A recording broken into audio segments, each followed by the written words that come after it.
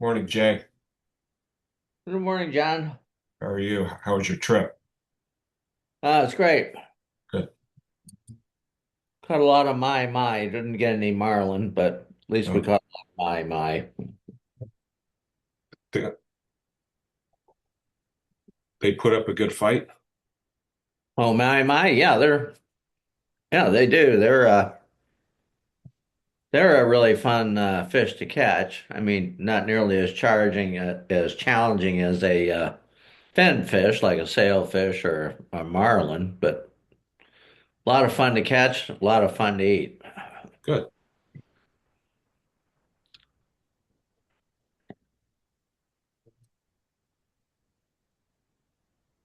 We keep track of whether, Sergeant Witten, we keep track of whether we catch more criminals or more fish on Captiva. There you go. Yeah, hopefully it's more fish.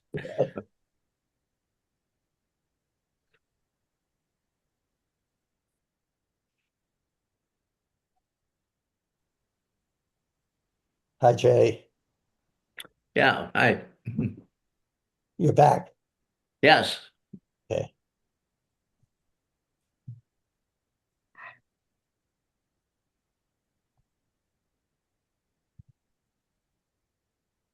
Jeez. We will Oh, start the, Adam, Sergeant, if I would see you for the first time, like I did on last call, you look exactly like a young Ryan Sandberg who played second base for the Chicago Cubs. Hopefully that's a good thing. Hopefully he was a It is handsome a young. good thing. All right. Very talented guy. Awesome. I'll take it. Yeah, I don't know who that is, but I'll take it. Okay. Hall of Famer. Okay. There you go.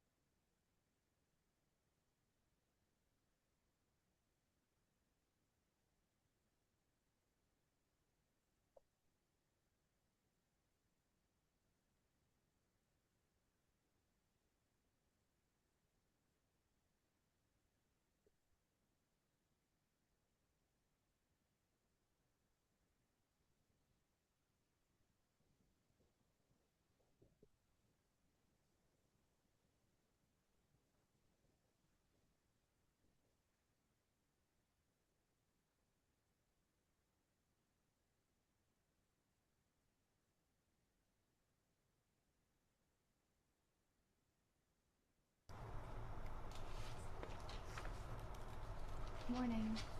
morning. Hey, Sandy. Here.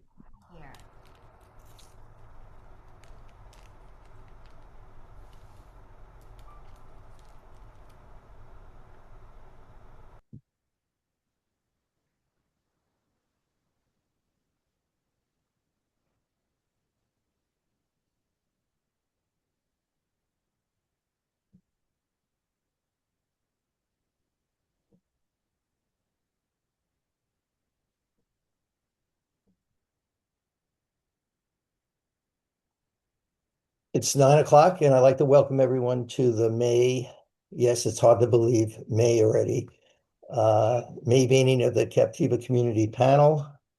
First introductions, Jay Brown, I am here. David Mintz is here, John Rosen, Here. Ken Suarez, Here. Sandy Stillwell Youngquist. Here. John Wade, I see, is here. Here. And Marguerite Tia Maville, I'm here. Good morning. good morning. And Mike Bennett Here. and Bob Randau. He's here. I see him. Bruce McDonald, I believe he was unavailable today. And Linda Laird, I think, has a new grandchild and just born, and she won't be with us today. But we clearly have a quorum, and thank you for being here. We also have Tony Lappy on the screen, who is the chair of one of our committees. And we also have Brighton Hurd here, who's going to give a report. And of course, Sergeant Adam Whitten, who will start us off. But before we begin, has everybody had an opportunity to review the minutes for last month? Yes, Okay, do I have a motion to approve the minutes? I'll make that motion. Okay, is there a second? We have a second? Good. Ken, on the minutes, I think it says March, but they should say April on top. And if I'm reading it correctly anyway, and the 48 million that South Seas purchased the Rauschenberg property for, it was not 48, it was 45. 48 was basically 47.9 was the amount that the community investor offered for the property, but it was purchased by South Seas for 45. And then, and that's in two places in the minutes. And then on page 3, just the second to last paragraph, it says the dispute centers, it should say a separate lawsuit. Those are not related. And then Binder Lane on the page 4 is Binder Drive. Okay. All those in favor of approving the minutes, say aye. Aye. Aye. Any opposed? No. Thank you. Okay, our first report is from our new Sergeant Adam Whitten. He's not new as a sergeant, but he's new to Captiva. And Sergeant Whitten, if you'd like to give a report, you were introduced at our last meeting, and now you're going to be a regular fixture, hopefully, of our meetings. Yes, yeah, I appreciate you guys having me. First off, I just want to say thank you to everybody for being so welcoming over the course of the past month. It's been really nice getting to know everybody in the community out here. So much of the success of this program, the resident deputy program, is that we know the community and the community knows us, and we have that open dialogue and exchange of information. So thank you to everybody who I've met. If I've not yet met you, please don't hesitate to reach out or flag me down when you see me. I'd be happy to get to know you and shake your hand and provide you with my contact info if given the opportunity. So I know a lot of people go out of town right now, maybe back up north, but as you come back down, please don't be a stranger. As far as this meeting and this, presentation that I give, I want to make sure that it's as valuable to you guys as possible. I put together a little outline to some information to share with you for this month that'll include some stats, some enforcement issues that we're seeing, and then a little legal update. If you want to see anything more, anything less, please let me know. I want to make sure it's very tailored to what you guys are looking to get out of this. First off, starting with our stats for the month of April, our deputies responded to 303 calls for service. That's both proactive and calls that people are actually calling in. We made one arrest, which is related to a domestic violence incident. Those were out-of-town visitors that were involved in that. No involvement or concern to the greater public. We conducted 5 traffic crash investigations. The breakdown of that was one involved a single vehicle golf cart crash, one involved a multi-vehicle golf cart crash, and the remainder were parking lot fender benders. So nothing in there that indicates any sort of a trend or an enforcement issue. Vehicles, pedestrians, the roadway is really one of the primary issues or enforcement areas in Captiva. So figured you guys might be interested to know that. And then we issued cumulative 39 citations and warnings. Of those, about a third of those were related to parking and 2/3 were related to moving violations. I think our primary moving violations or violations that we see here related to parking, or obviously parking along the roadways is the primary parking issue that we see. And then we're always out there enforcing speed, especially stop sign violations, passing violations. We have a pretty small roadway here in Captiva. We have a lot of people out on the road, a lot of bicyclists, a lot of pedestrians. So we're pretty strict with our enforcement of traffic laws. So just please be aware of that. We try to do a lot of education. But like I said, that's really one of the primary issues to public safety or potential issues here in Captiva. So we're pretty strict with our traffic enforcement. So please just keep that in mind. As far as a little legal update, last month I was asked for some additional information related to e-bikes. I wanted to do a little bit more research and make sure that I was caught up to date on any sort of recent changes to the law. I found that as it relates to e-bikes here in Captiva, there's not a lot of specific regulations that would differ from a bicycle. somewhere like Sanibel that has more bike lanes, bike paths, and sidewalks, there are some different regulations related to the different classes of e-bikes. We're not really going to face that here. So in Captiva, our bicycle regulations and our e-bike regulations are pretty much going to be the same. So I broke down just to share with you guys a reminder for some of the regulations related to bikes and then some of the regulations related to motorists involving bikes. So when it comes to bike regulations, I did find that the max speed per Florida statute for an e-bike is 28 miles per hour. So that's pretty much going to mirror the speed that we see out of our low speed vehicles. Obviously, that can present a challenge in some areas if a bike is an e-bike or a bike is going slower than that. There may be some conflict with motorists, which we'll talk about. For all bikes and e-bikes, any rider under the age of 16 needs to wear a helmet. It's also worth noting that any company or person that's leasing or renting a bike to a juvenile or somebody under 16 needs to either provide them with a helmet or ensure that they have a helmet. So that's notable for our businesses here that do bicycle rentals, or even if you run or operate a VRBO or an Airbnb or some sort of a rental property that provides bikes. You need to make sure that there's child-sized bicycle helmets included if juveniles are going to be using those bicycles. The bicyclists must ride as close to the right-hand curb as possible and no more than 2 abreast. There is an exemption in the statute for if they're navigating around an obstacle in the roadway, but for the most part, the bikes need to stay to the right, as far right as possible. At night, bikes need to be equipped with a white light on the front and either a red light, or actually, excuse me, a red light and a red reflector on the rear. That's especially important out here because we obviously have very limited lighting on Captiva.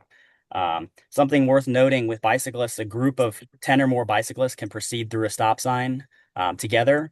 So a lot of times we see bike groups out here or bike clubs that are riding, say, in a group of 30 bikes. If they come up to the stop sign at Andy Rossi and they have a group of 30, they can proceed through that stop sign in 3 waves. So that first 10 person group needs to stop, but then they can proceed through the stop sign together. So keep that in mind if you're in a vehicle and you see a bunch of bikes coming through a stop sign together. There is an exemption in the statute that allows them to proceed as a group. And then lastly, bicyclists must provide hand signals for turning, slowing down, stopping, things of that nature. Switching over to the motorists and the regulations related to the motorists, they must allow 3 feet of clearance between their vehicle and the bicyclist. That's especially important out here because of the narrow roadways that we have. So keep that in mind. But motorists need to drive in a safe and prudent manner, regardless of whether there's a bike there or not. And then it's worth noting as well, a vehicle can pass a bicycle in a no passing zone to give them that 3 foot of clearance. Okay, so if you're driving down the stretch at Tween Waters and you're behind a bike or a group of bikes, even though there's a double yellow line there, you can cross that to safely pass a bicyclist. We do see a lot of times out here where there's a group of bikes or a bicyclist, and you might be behind them, but there's another vehicle approaching head on, especially if we're near one of the S curves. Everyone needs to be patient, take their time, because like I said, conflicts between motorists, pedestrians, and bicyclists is, one of the top priorities out here. That kind of breaks down just some of the laws related to bikes. Thought that might be worth noting, especially since the question came up about the e-bikes. And then lastly, I just want to share some enforcement issues. We've seen a lot of calls this month related to cutting of mangroves. I haven't been out here long enough to see whether that's a trend or whether that's just kind of a consistent call that we get. That's primarily enforced by code enforcement or Department of Environmental Protection. The Sheriff's Office does not generally enforce mangrove cutting, although we do take those calls and we'll document the information and send it over to code enforcement. But I've seen a lot of those calls. So please just make sure you research thoroughly before doing any cutting or hiring anybody to cut any mangroves. Obviously, there's a lot of specific regulations related to height and diameter and when you can cut, when you need a permit. So we've been seeing a lot of that. Please make sure you familiarize yourself with those. And then lastly, we obviously have the Memorial Day weekend coming up. So that's going to just naturally increase our traffic here out on the islands. Anytime we have more out of town or out of area visitors, the more chance we have of experiencing out of town or out of area type either crimes or issues. So please just make sure you take this opportunity to just take good protective actions. Lock your vehicles, lock your houses. We're going to see a lot of vehicles. We're going to be out there proactively enforcing traffic and vehicle regulations. So please be aware of that. And something else worth noting is obviously there's no open containers allowed in public in Lee County. That's something else that we enforce as well pretty strictly, especially on the beaches. The reason for that is because obviously it's a law that we're sworn to enforce, but also when our deputies are out there on the beach and they're approaching somebody and educating them, hey, you can't have an open container, at 10, 11, 12 o'clock in the morning, that saves us a lot of issues down the road at 7, 8, 9 o'clock at night. So our deputies are out there educating and strictly enforcing some of these regulations, not to overstep or involve ourselves too much in what people are doing, but it is important for us to enforce those types of regulations because it does help us down the road, especially with our out of town visitors. So that's all I have for this month. Like I said, I hope that's kind of tailored to what you guys are looking for. If you want to see anything more or less from that presentation, please feel free to let me know and let me know if you have any questions. That's perfect, Sergeant. Are there any questions for Sergeant Witten from the panel or from the community, Ken or the panel? Sergeant, I just have one question about the e-bikes. Can people leave them anywhere? Or do they have to be parked in a bike rack or et cetera, et cetera? I've seen bikes just abandoned temporarily where people go here or there. Is there any rules about that? Yeah, I don't think there's any that I know of. I don't think there's any Florida statute related to that. Obviously, a bicycle, it does fall into the category of a vehicle. So if a bicycle was just like laid down on the ground in an area that a vehicle couldn't park, that could be an enforcement action we could take. But if it's like leaned up against a building or something like that, and it's just not in an area that the business owner or whoever wants it to be, they could take, whatever action they needed as a private property owner to either, have the bike removed or instruct the rider to move it. But it's not like we can go enforce it not being in a bike rack specifically. Okay. Are there any questions for the sergeant? Sergeant, that was perfect. Thank you very much for the report, and we look forward to seeing you each and every month. Awesome. Thank you. Okay. Next on the agenda is Captiva Fire District update. Chief Jeff Powell, and I think Jeff Brown may be here also, who's on the Board of Governors. So Jeff, you're on. Whichever Jeff is on. Both Jeffs are on. Good morning, David. Yeah, Board of Commissioners. I don't think he's on the governor's board, but maybe he is. I'm not sure. Yeah, so I'll do a quick department update. I'll get through that one, and then we'll go in the property while Jeff's on the call. So as Adam mentioned, yeah, we have had some golf cart accidents out here. Those kind of continue to be, an issue. Seems like every month we talk about this. One of them was pretty minor. One of them was pretty major. Ended up having to fly a patient out after one of those. So if you're one of those who frequents golf cart usage on the island, please be careful. A lot of people think they're pretty safe mode of transportation, but a lot of people don't wear seatbelts and don't really kind of think of normal safety concerns with those. So we tend to end up with some relatively major medical issues out of golf cart accidents. So if you're out there, just be careful with those, please. Second, hurricane season is obviously approaching. It's May 12th. We're only a few weeks away from that, so I won't harp on that and get anybody's anxiety levels up too much in today's meeting. But there will be an update on our website at the top, kind of that document type thing with preparation and do's and don'ts and links to appropriate websites and all that as season approaches. So that'll be on there by the end of this month.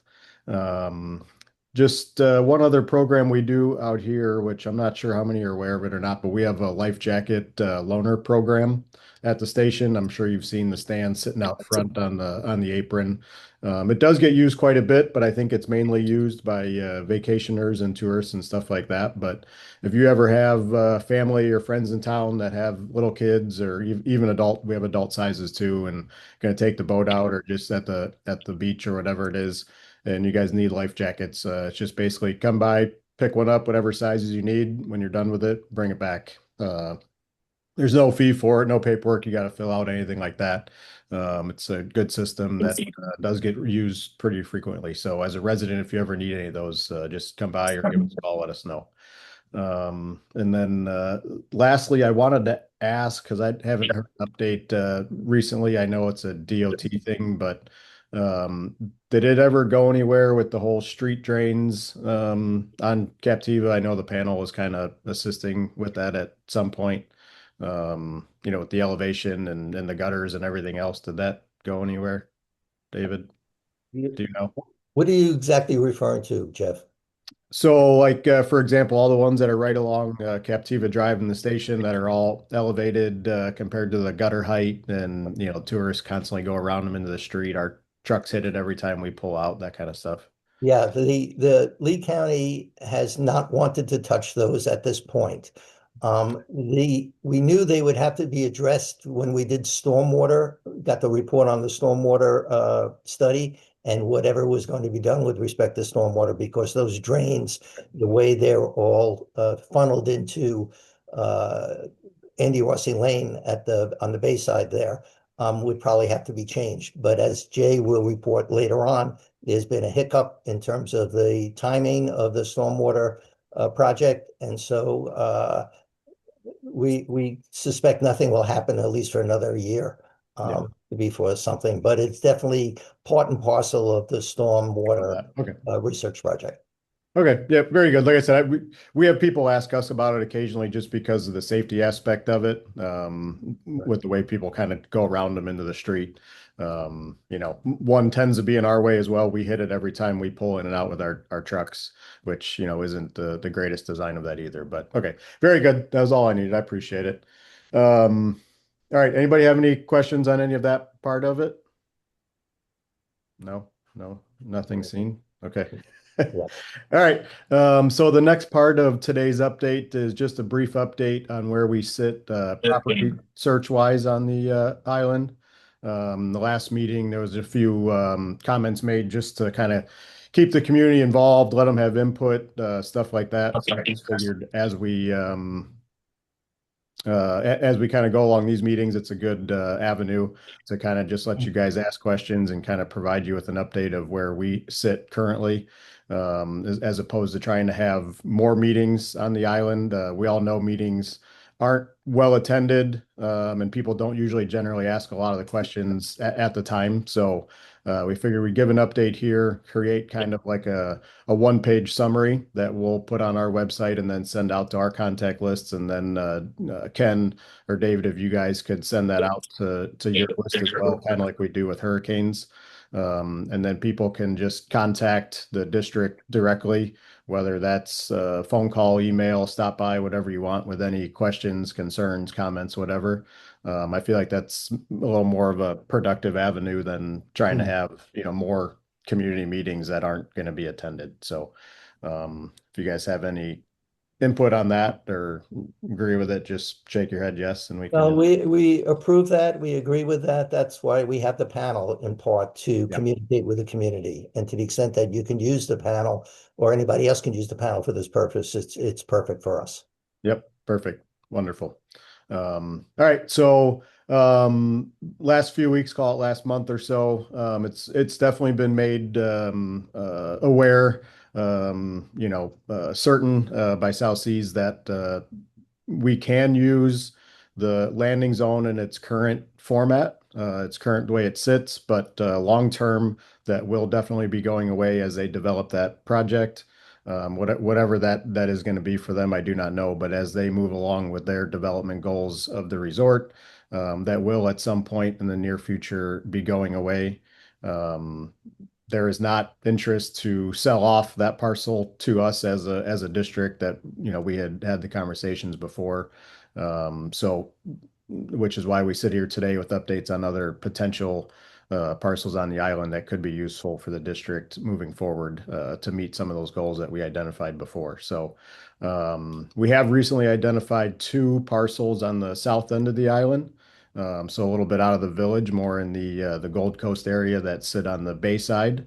One is just shy of 3 acres. The other one is right around 5 acres. So those would give us ample opportunity to provide for helicopter landing zones for emergency situations. It'd give us the ability to move and store equipment down there that we don't have room for currently here. We could use those for preparation and storm supplies and staging before and after storms. Also gives us the potential to relocate the ambulance out of our current station into one of those properties, which in essence would actually spread our resources then on the island. So we would have the ambulance located south, we would be here. So that would actually increase response times throughout the community with two locations as opposed to us running out of the same one. So just so everybody's aware, because it's been asked a few times. So The equipment and the certifications and the capabilities of my guys as paramedics on a fire truck are the exact same as a paramedic in an ambulance. The only difference is they're legally allowed to transport you to the hospital where we as a fire department are not. So it wouldn't deter or slow down any services by having them south if you're having an emergency on the north end or in the village, because we'd be located up here. So I know that was one of the concerns that was raised before about splitting those resources kind of on the island. So it would actually give the opportunity for that as well. And then so, like I said, both of those are in the south end. They're not in the village. We had Leaf Flight come out here and actually survey the entire island and kind of identify a few parcels, a few open areas on where they feel safe to land. And after a few hours with the lead pilot with them, there are very limited options, as everybody knows, open space to land a helicopter on out here. These two parcels are fit in that bill, as well as one or two within the resort itself. And then in the village area, the only other real option in this central area is to build some sort of elevated structure, which would end up being, you'd have to build it on top of the station and everything else like that. So there's a lot that goes into those types of projects. See if I had anything else on those specifically. Jeff, do you have anything No, specific? Jeff, I think you did a great job covering it. Our purpose today was to kind of inform the community and the panel specifically as to kind of what our thought process is. We did discuss this at our last meeting, and we're actively engaged in talking to the property owners of these two different parcels. I would encourage people today, or if not today, in the coming weeks, to reach out to Jeff with any comments or questions or concerns you might have. This is a big decision for the fire department. I want to make sure the community's involved in it as well as informed about it. If anybody has any questions now, we can certainly address those. But as Jeff said, we're going to be putting out a kind of a one-page outline of what we're considering, and then give people an opportunity to provide feedback. I have a question, Jeff, for Jeff. Is it been made clear to you by South Seas, the purchaser of the Rauschenberg property, that there's no possibility that they would lease or sell the existing landing zone on the Rauschenberg property to the fire district? Yes, they have told us that we're allowed to use it until such time as they need it for their development. And I'm actually, I'm very appreciative that they're continuing to allow us to use it. It gives us time to kind of identify other avenues for us to proceed. But yes, we've been told that long term, the existing helicopter landing zone is not a viable option for us. Okay, well then the next question I have is, given that South Seas is almost half of the island, and given the village is the most dense area, it seems to me that, and I could be wrong about this and you can correct me, it seems to me that to have a sole helicopter landing zone on the south side of the island in the estate zone is really not going to be sufficient for public safety reasons, at least for the South Seas Resort itself and for the village. I think you've always assumed that there would be some landing zone in and around South Seas or the village in the past, right? Right. I think we're going to have to kind of defer, as they go through their planning process. This need has been identified, and I think we're going to have to meet it in some way, shape, or form. But the Rauschenberg property itself does not satisfy that obligation. So I don't know when the timetable is for all of this.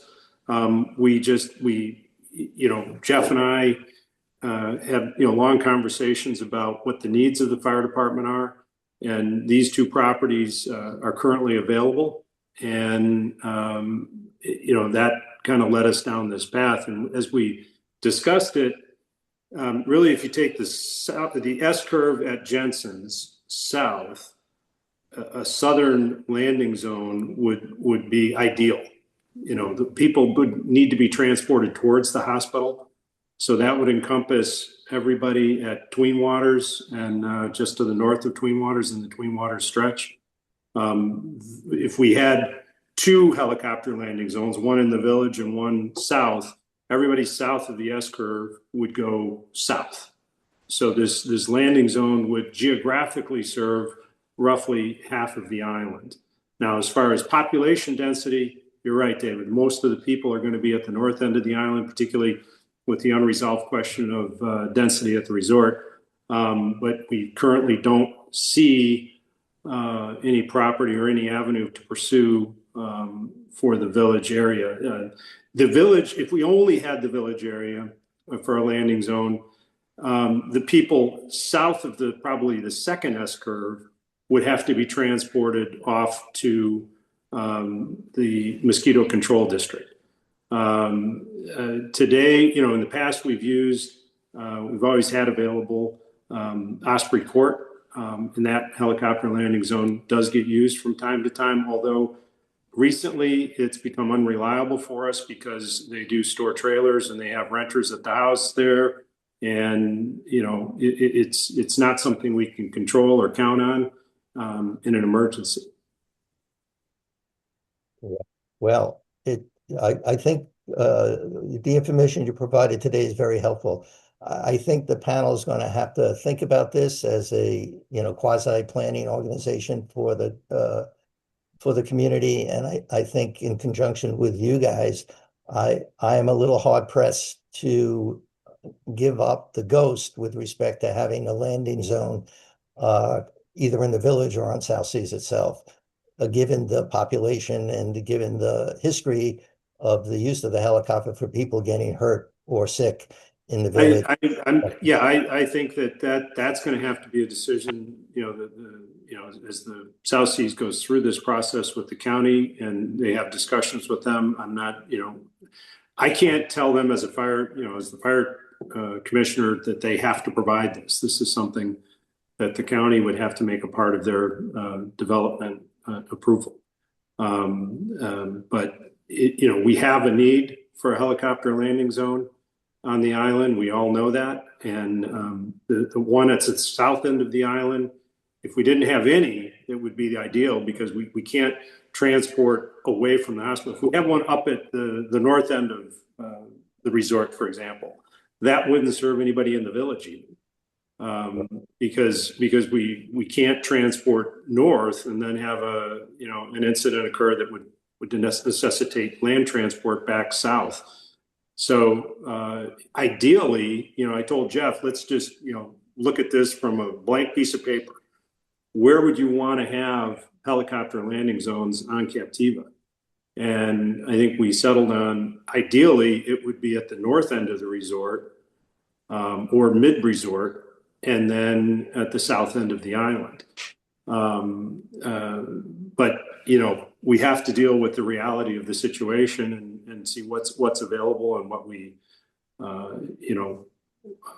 But I'm not going to give up the requirement. I mean, I think long term, it's best that we have some type of facility up in South Seas. Okay. All right. Thank you, Jeff. And thank you, Jeff. This is obviously going to be an ongoing discussion as things develop on the island. And as I have a question for Jeff, David, if it's okay. Sure, go right ahead. Jeff, are you able to identify the properties that you're looking at? And if not today, would we be able to? You mentioned that you'd be sending. No, we can identify them. I don't have the exact address, but I think people know where Adam Witten lives today. It's called Skitterdoo 2. I have the addresses. Yeah, and then north of that, there is a 5-acre parcel that's on the market. It's currently it was on the market for a long time. They just took it off, but I do know that they're still interested in selling it. Yeah. Thank you. Jeff, is there a zoning issue if you purchase property on the Gold Coast? Is there a zoning issue if it becomes a part of a helicopter landing zone or housing or facilities Well, for the? today the helicopter landing zone currently is on TFC2 zoning.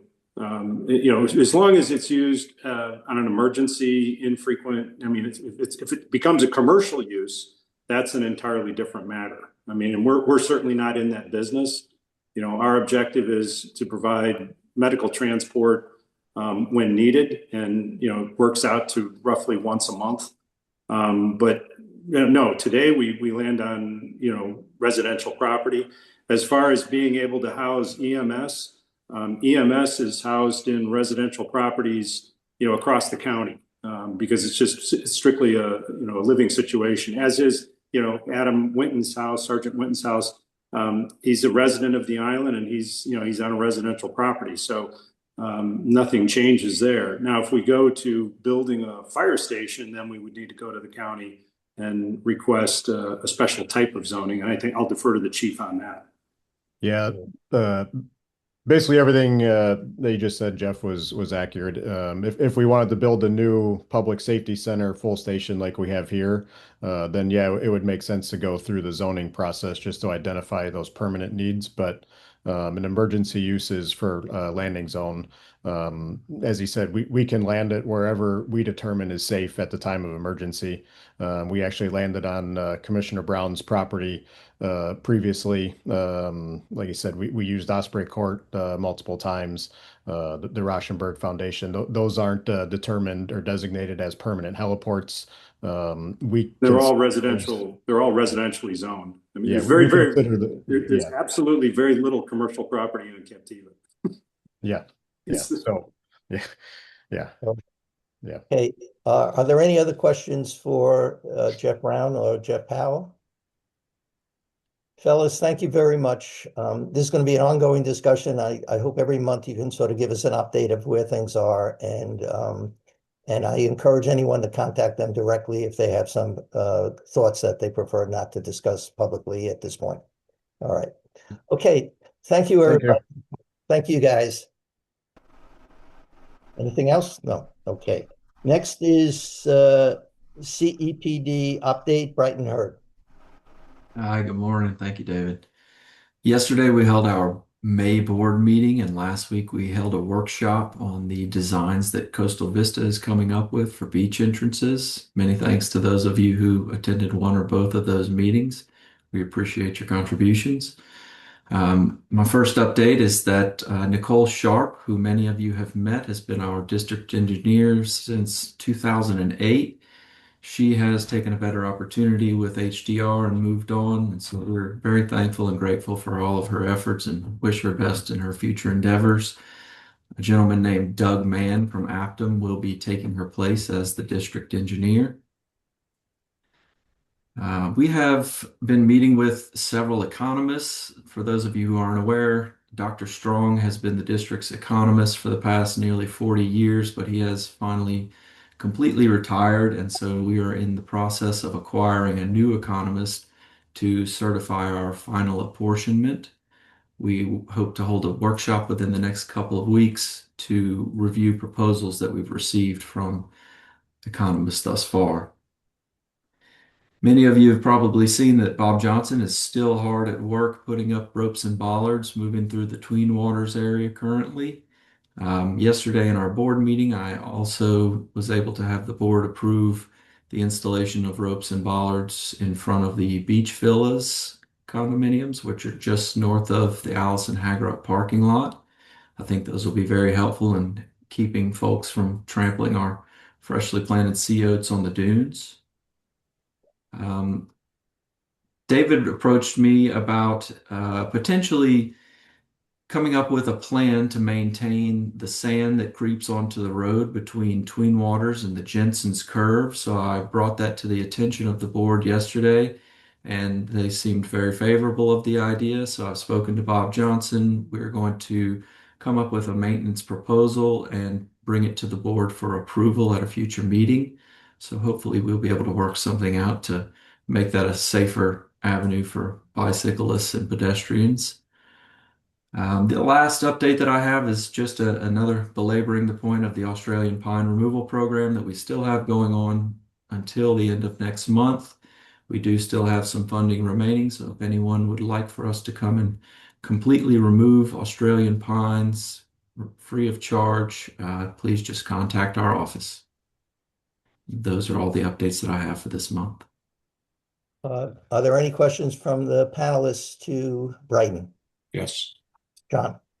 Brighton, thank you Good for morning, everything John. you guys are doing. I think you guys are working hard and making progress. You mentioned the economist that is going to certify. Is that the existing study that had been done previously? Is that what you're driving at? Yes, it has to be updated because the tentative apportionment was based on 800,000 cubic yards of sand, and I believe home values have also been updated since then. So some new figures need to be put into the model, but it is the same model that has been previously used. When you say update the amounts, I understood the study to be based upon benefits that each property owner would accrue to them.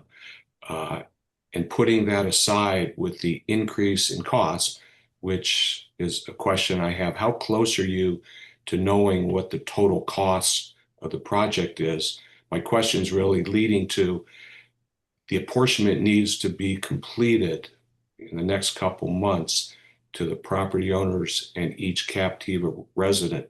And many businesses and people have no idea what an estimate may be come November when it shows up on their property tax bill.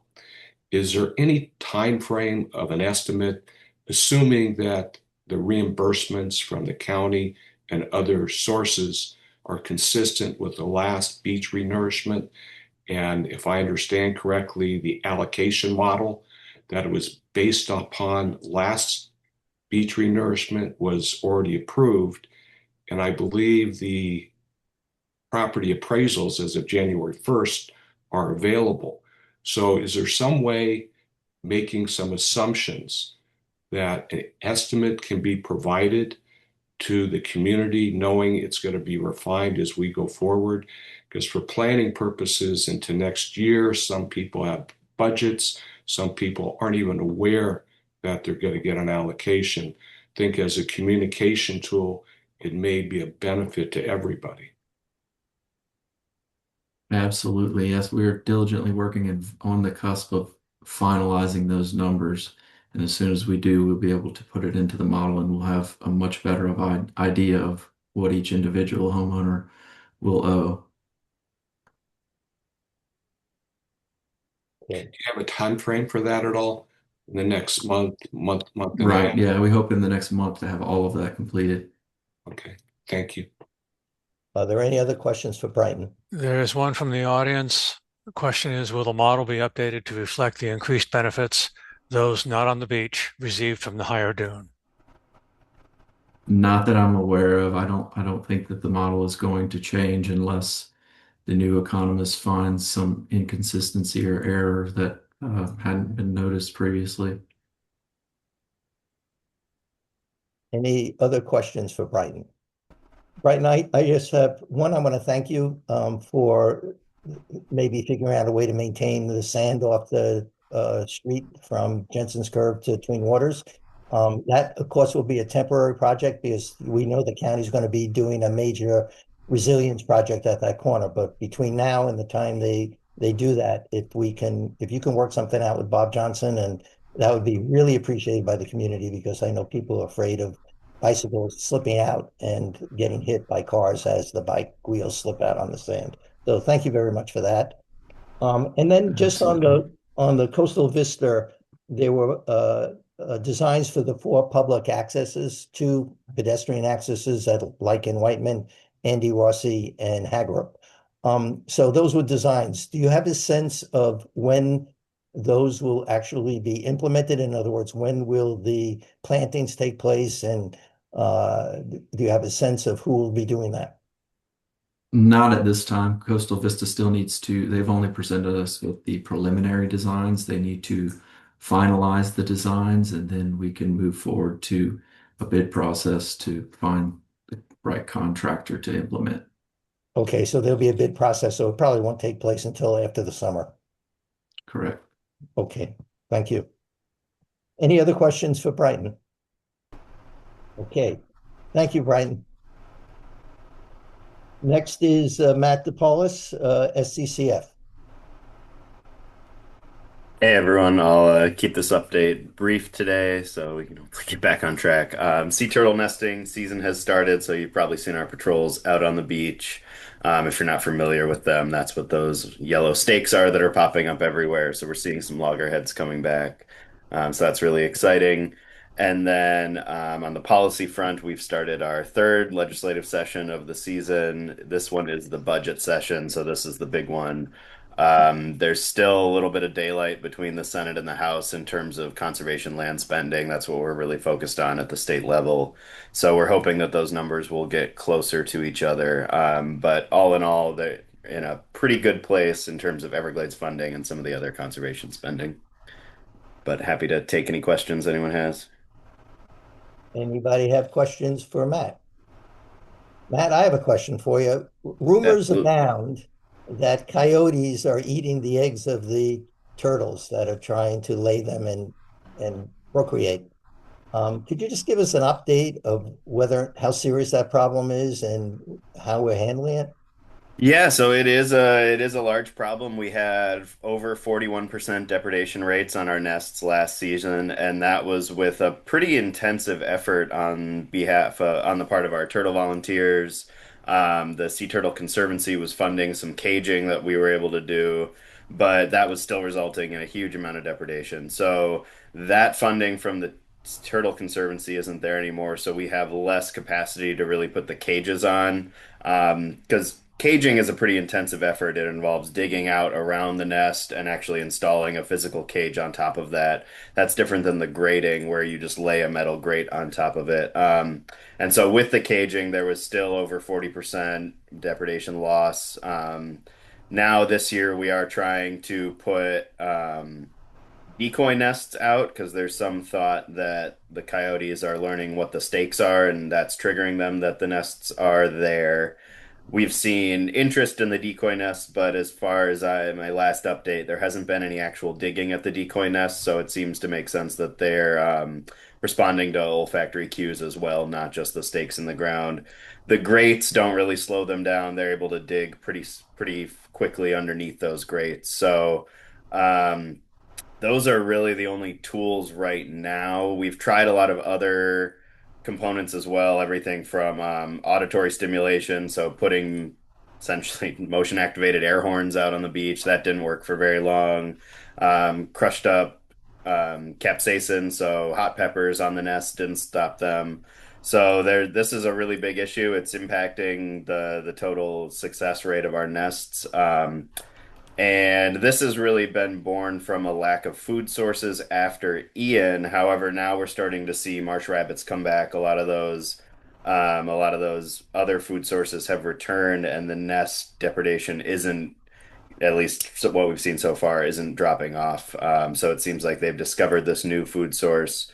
The city is now debating whether or not to work with FWC to do targeted removal because it does seem to be certain subsets of the population in certain specific areas that are really able to dig up these nests. It doesn't seem to be a coyote behavior. It's a individual coyote behavior, an individual group of coyote behavior. So that's the conversation that's happening now. That would need to happen through FWC. Targeted removal is what would be on the table. And this was all discussed at a city council meeting a couple meetings ago. But I think right now we're in a place where more information is required to make that decision in the mindset of some of the decision makers. So whether that is population level studies or doing some tagging and marking and capturing and figuring out exactly how many coyotes are on the island will really give us an idea of what the problem is and how big it is. Yeah, you're using very scientific words, depredation and et cetera, but you're talking about the coyotes eating the eggs of the turtles, right? Yeah, they're digging up the nest, they're eating the eggs, they're eating the baby turtles. Okay, I mean, there was a question that came up on a chat about culling the coyotes. And I gather that's a debate in Sanibel about whether to do that or not to do that. Is that the issue? Yeah, so that's the decision that rests with City Council, and that's that targeted removal. That would be individual coyotes being taken by FWC professionals who are trained to do this. Okay, so would there be a different set of rules about culling if we said we wanted the coyotes culled on Captiva so to protect the turtle nests? I mean, is that a separate decision than one that would take place in Sanibel, which I fully understand? Yes, as far as I'm aware, that would need to come from probably the county working with FWC at the recommendation of this body. Okay, so is it possible to have a different set of rules with respect to culling coyotes on Captiva than on Sanibel? Is that realistic or is that not really possible? I see Sergeant's got his hands up. I think it would be different, but let me ask around and get back to you on that. Okay, all right. Who's got his hands up? I'm sorry. I'm sorry, I hit the wrong button. I didn't mean Oh, to do that. you Okay. jumped in. I thought you had an answer for that. He was looking to arrest you, Matt. He's hearing guns on the beaches and worried, I can imagine. But yeah, I would think that they would be a different decision. It's not like Sanibel's going to make a decision that then will carry over to Captiva beaches. So I think those would have to be approached separately. So yeah, because I'm hearing concern that there are very few nests on Captiva as we sit here today. And if in fact the county or Captiva has to make a decision separate from Sanibel, then we need to know that. And so if you can get back to us and let us know as soon as possible whether that's something we should be considering and Yeah. and then figure out how to do that if you think. So I guess we need a recommendation from SCCF with respect to the coyotes on the beaches on Captiva.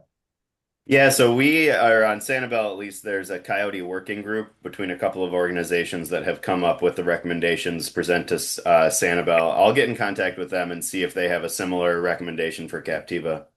Okay. Report back to you. And then how that would be implemented if Yep, we accepted that recommendation and whether we would need approval from the county or however we would have to do that. sounds good. I don't mean to give you homework, but I think we need to know that. Yeah. Yeah. Yeah, absolutely. No, I'll figure that out for you. Okay. Are there any other questions for Matt? Yeah, there's one from the audience. The question is, has the slope of the dune on Captiva had an impact on turtle nesting? I think it's too early to say definitively one way or the other. I haven't seen any impacts specifically resulting in that dune slope, but we do know that dune slopes can make it more difficult to nest. So I think we'll have more answers, but at the end of this season. Okay, thank you very much, Matt. The next thing on the agenda is there are actually the three next items on the agenda are the South Seas redevelopment legal update, the Rauschenberg property update, and the public records litigation update. I can do all three of them in a row, and I can hopefully do it expeditiously. The latest news on the decision of Judge Shenko to limit development on South Seas to 912 units was appealed. And there was oral argument on the appeal that took place on April 30th before three judges of the appellate court. And it was each side had 20 minutes. It was a very interesting and somewhat surprising oral argument. One of the judges came right out of the box and basically made it clear that he had some doubts about the enforceability of the settlement agreement, limiting units to 912, because he thought it basically contracted away the ability of Lee County to change that zoning to increase the density there. So notwithstanding the fact that there was a contract, they thought that there may be an issue of unenforceability because of what the contract required. But that was one judge, and he made his thoughts clear. It's unclear whether or not he really thought that or whether he was just being the devil's advocate. There were two other judges. One of the other judges said nothing, virtually, asked, I think, one question that was pretty unclear. And so that was, now somebody is ringing my doorbell, and I'm the only one here. I'm going to just take a 30-second break. Yes, I'm not sure what that is. It may be important. I'm sorry. I'll be right back.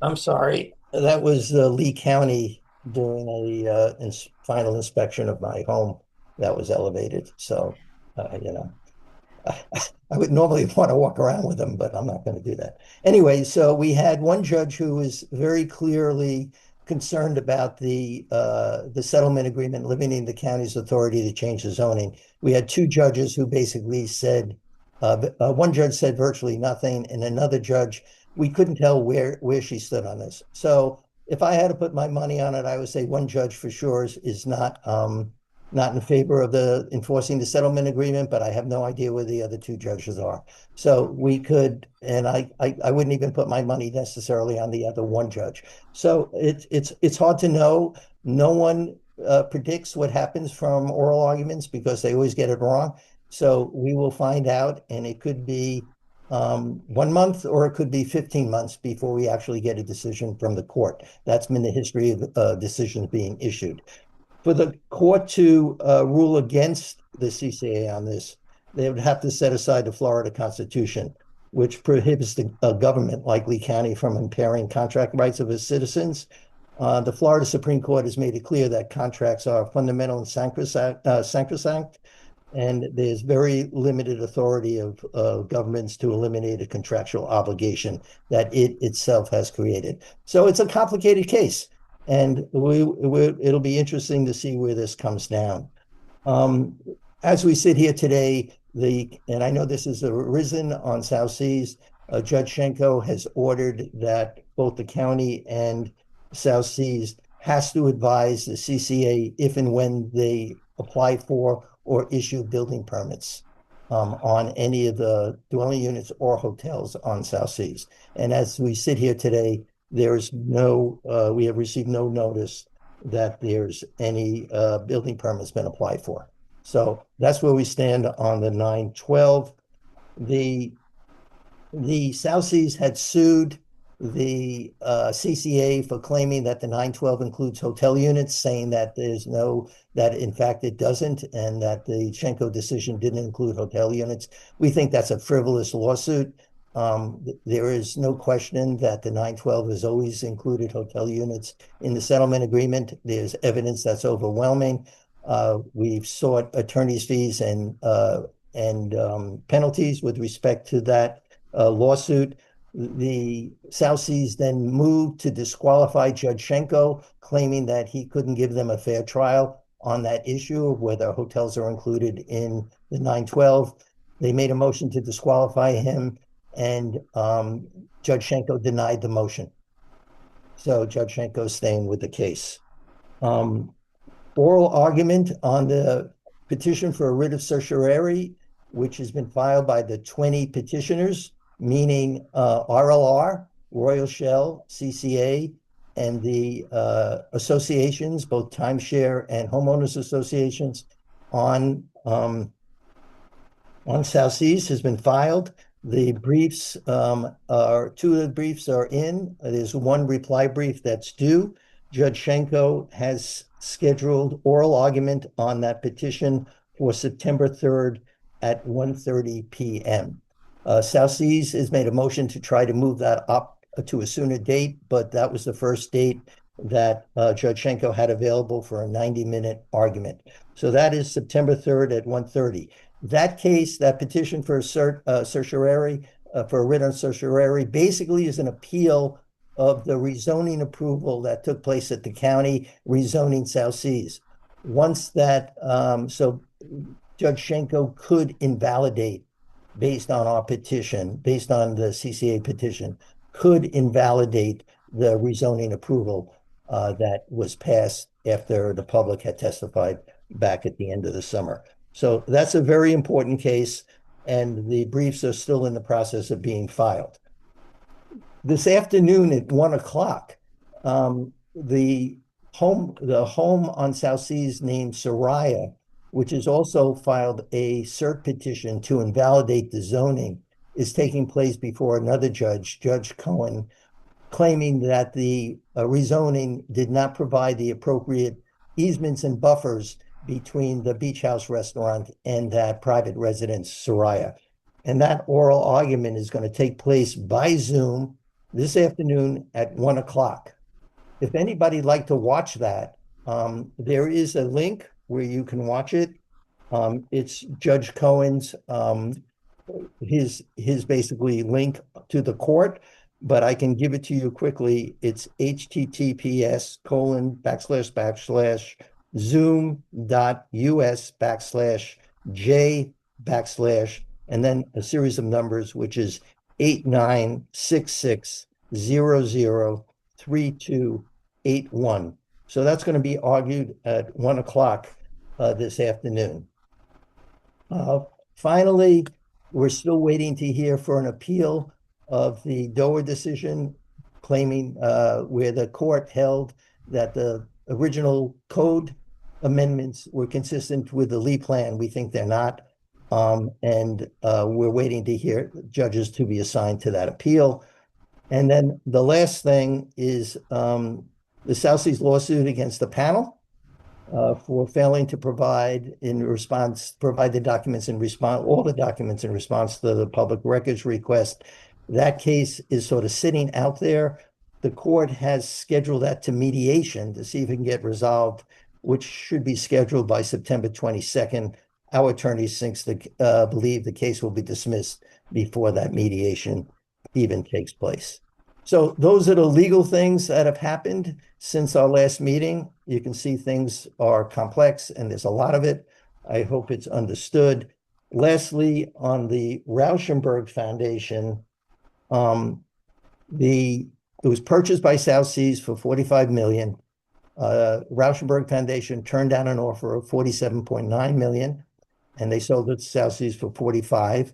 Shortly before the property closed, the South Seas filed for a condo association. They recorded the development of a condo association on the properties on the Gulf side of Captiva Drive, which is about 11 acres on the Gulf side of Captiva Drive, from Captiva Drive to the Gulf. That was old jungle road. Most of that property was undeveloped. They created on paper, a condo association with 47 plats, 47 lots. They broke it up into 47 lots, which is inconsistent with the zoning verification letter that the county produced for that property, which is 3 units per acre and a minimum lot size of 7,500 square feet, 75 by 100 on that property, which is consistent with the code and the plan. So we have a sort of contradiction between the 47 plats filed with the property appraiser and the zoning verification provided by the county. The county's made it clear to me that the subdivision for the plats have nothing to do with the county, have nothing to do with the right to build, have nothing to do with the zoning, and that anybody could effectively do that. It's an ownership interest in the land, but it's not a right to build or zoning. As we sit here today, also, my understanding is that South Seas is in due diligence meetings with the county about how to treat that property, whether they should rezone it, what can be built, et cetera, et cetera. That's what we know. I hope that covers everything. I hope it was clear. Are there any questions? My God, not a single question? Okay. All right.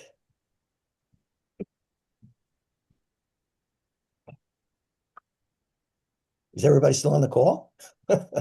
I'm here. Okay. Yeah. Okay. Thank you, guys.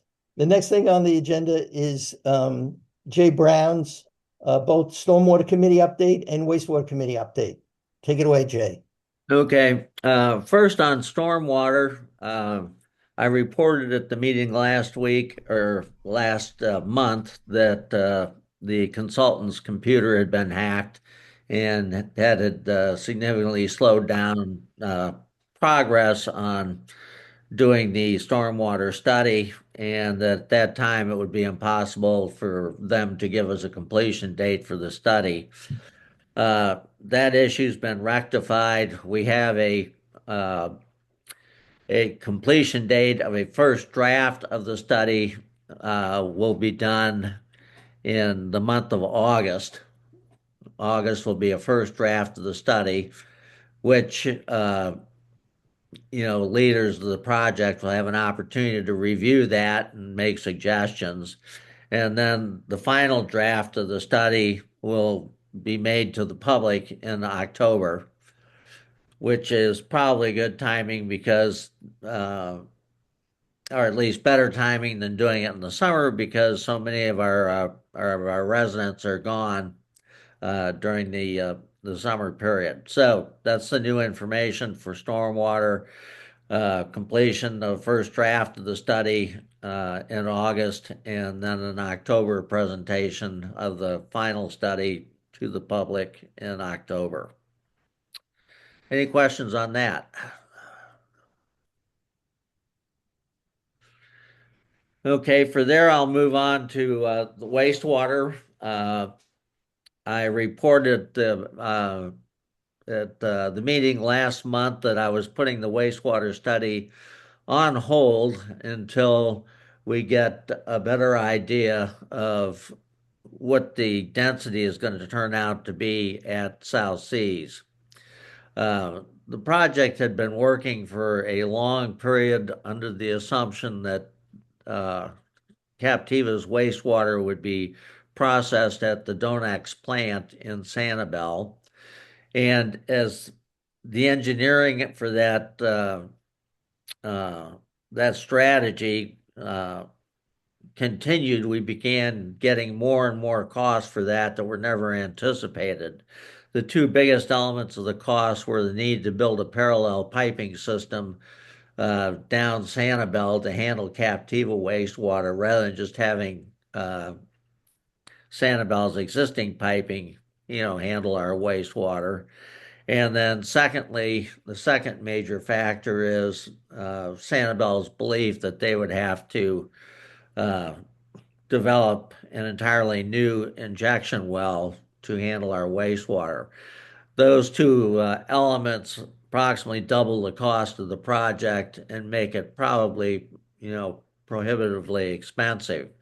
Meanwhile, while that was happening, our engineering firm, Kimley Horn, has come up with some concepts that they believe they can use to make the FQA facility reliable long term. Even though it's in a wetlands mangrove area, they feel like there are certain ways that the FQA plant could be rebuilt so that it could survive long term.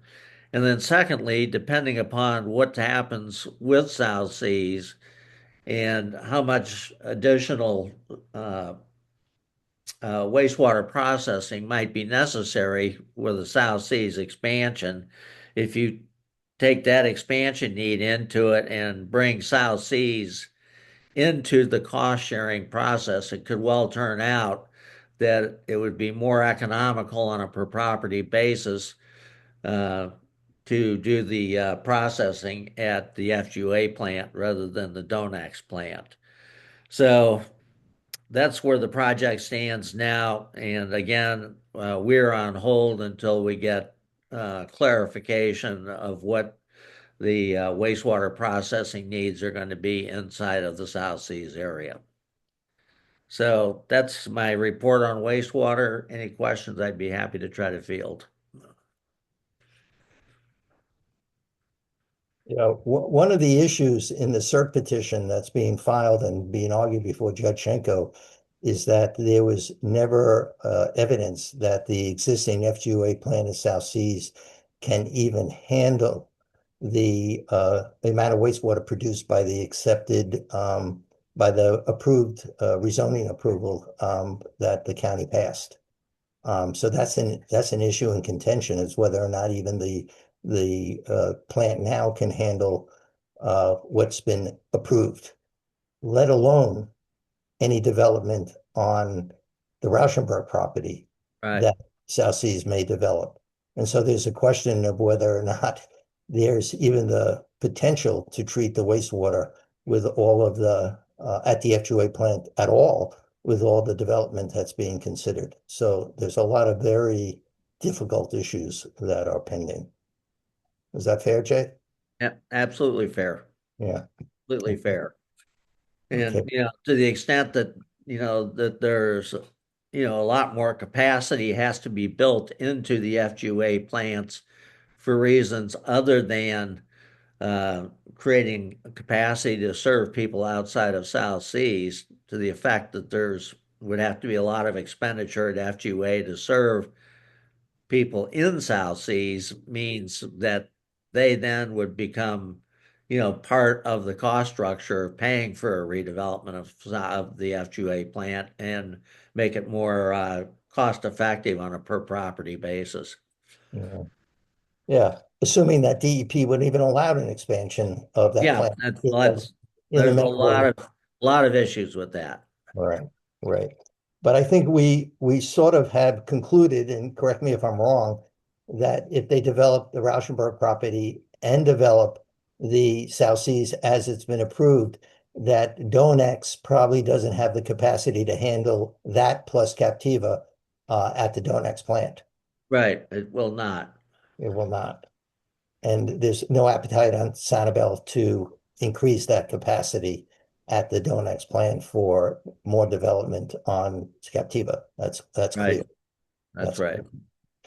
All right. Nothing's easy, guys. Okay. The next thing is Mike Bennett, Infrastructure Committee. Yes, along with that theme, nothing's easy. The county has finally, I guess, finalized but not yet signed their contract with an engineering firm to design the mitigation project for that 800 feet before Jensen's Curve.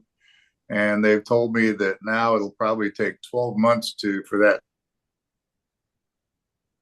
firm to design this project. And then it'll take another 6 to 8 months to basically select and go through the bidding process with the construction firm to actually do the work. And so I think we're looking at it looks like at the earliest, it would be early 2028 before that activity takes place.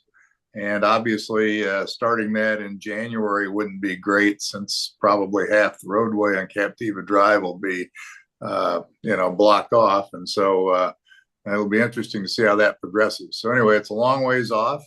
As I indicated last month, they do have a project also down by the bridge in conjunction with that to do some additional fortifications. So that's all I have to report. Thank you. Well, it looks like CEPD, working with Bob Johnson to keep the sand off that stretch, might be a longer term project than we anticipated. It may be. Yes. Okay. Okay. Next thing on the agenda is Bayside Resilience. I have asked, and Linda Laird has accepted the invitation to produce a work plan for Bayside Resilience, incorporating everything that the panel has done in the past, everything that the CEPD has done with Aptum recently, and with new volunteers that are interested in working on Bayside Resilience.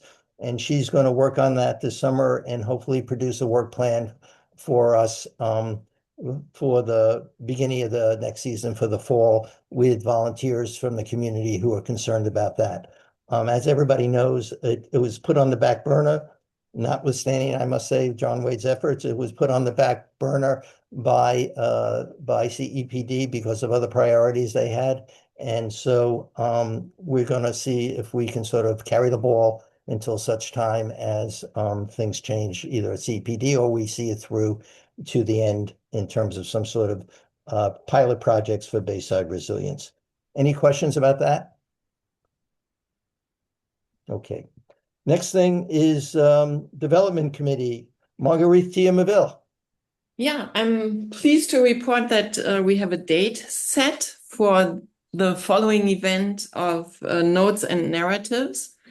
Right now, the date seems to be February 11th. It is a Thursday. It's the Thursday before Valentine's. And the name of it will be Mirth and Narratives. And yeah, so we'll be working on a few sponsorships for the event. And yeah, that's pretty much all I have to report. Marguerite, are we going to still do a welcome back cruise? I'm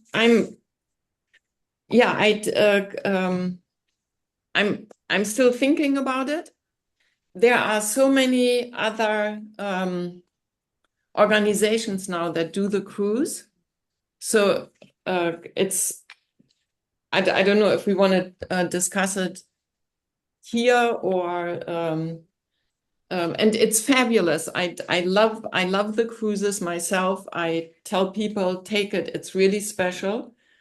But I wonder if it thins out with more and more of our nonprofits using it as a fundraising event. Well, I always thought it was pretty nice, and it was a good way to welcome people back. We probably have some contact with somebody at Captiva Cruises. Yes, we do. Yeah, and so anyway, yeah, would you just consider it and maybe make a recommendation at our next meeting? Okay, good. And Bob, I'll be talking to you soon. Okay, great. Yeah. David, what time of the year are you thinking if we do the cruise? Do you remember when we did the last one? What was the window? Do you remember, Bob or Marguerite? Yes, last time we did it in December, and there was a mixed outcome. So I guess the reason I did it early December was because I always feel January is more difficult weather-wise. I feel we have, but most people said that they would have preferred a later date. Date than December. I was thinking earlier, like if you did it shortly after Thanksgiving, before people go north for Christmas. A lot of people hang for Thanksgiving or they go back, but it's just a suggestion, that's all.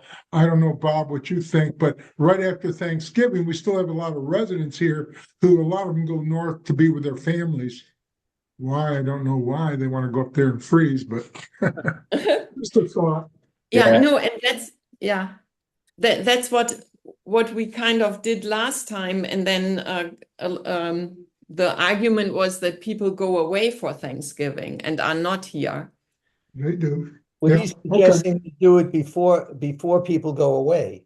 Before Thanksgiving, if you wanted to try that too. Yeah. Yeah, I would like that. All right. So why don't you guys beat the crowd? Yeah. Marguerite, talk to Tony, talk to Bob, and make a recommendation for us at the next meeting. Good, great. I will. Sounds good. Absolutely. Thank you, guys. Thank you. Do you look too on your calendar to see if there's any other cruises in that second week in November or not? Yeah, I'll take a look at that. Because we need to know that. We don't want to step on anybody's toes. Correct. All right. Any other questions for Marguerite?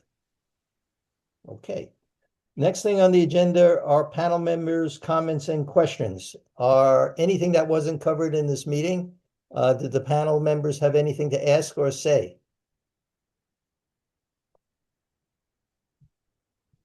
I guess not. Ken, are there any questions or comments from the audience? There are not. Wow. We are getting very efficient. It is now 10:16. And I feel like we've covered every crisis on Captiva. Right.